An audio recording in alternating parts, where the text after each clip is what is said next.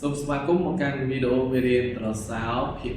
1មេរៀនទី15នៅក្នុងមេរៀនទី15នេះយើងនឹងអនុវត្តបទទី2ជាមួយនឹងទូខ្មៅទូសហើយនិងសញ្ញាថៃបាទសូមចាប់ដល់ទៀតថាសញ្ញាថៃនេះគឺយើងអនុវត្តលើ note ដូចគ្នាសម្រាប់ពួកពេលបាទដូចជា note re នៅជួរទី1ហើយគឺសញ្ញាភ្ជាប់ទៅ note re នៅជួរទី2ហ្នឹងជួរទី1 note re ហ្នឹង2វិនាទីបូកជាមួយ note re ទូខ្មៅ3វិនាទីអញ្ចឹងពេលលេង note re ហើយយើងរាប់2 3យកតែម្ដងបាទចឹងយើងបង្ហាញពីទាំងដៃសិនរំលឹកការទាំងដៃតទៅទៀតយើងបង្ហាញអំពីរបៀបលេងនៅលើឧបករណ៍1 2 3 4 ដូរេមីហ្វា2រេមីហ្វា2មីហ្វាស2ហ្វាមីរេ2 3ឡាស2ឡាឡាស2ឡាឡាសហ្វាមីរេដូ2បាទអញ្ចឹងយើងបង្ហាញពីរបៀបលេងនេះ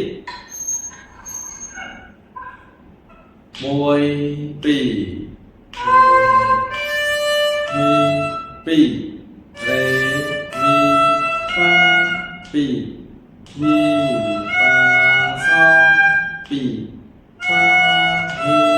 រេ2 3ឡាស2ឡាស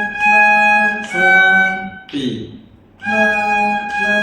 សហ្វាមីរេដូ2បាទមកទៀត1 2 3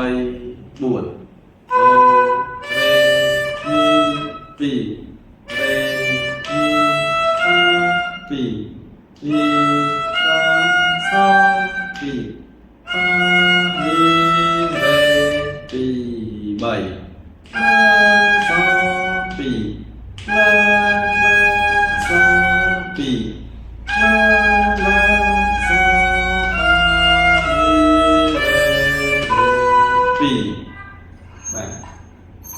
ចឹងសូមអនុវត្តនៅផ្ទះការតែដៃនិងលេងឧបករណ៍សម្រាប់បទទី2ជួបគ្នានៅក្នុងវីដេអូបន្ត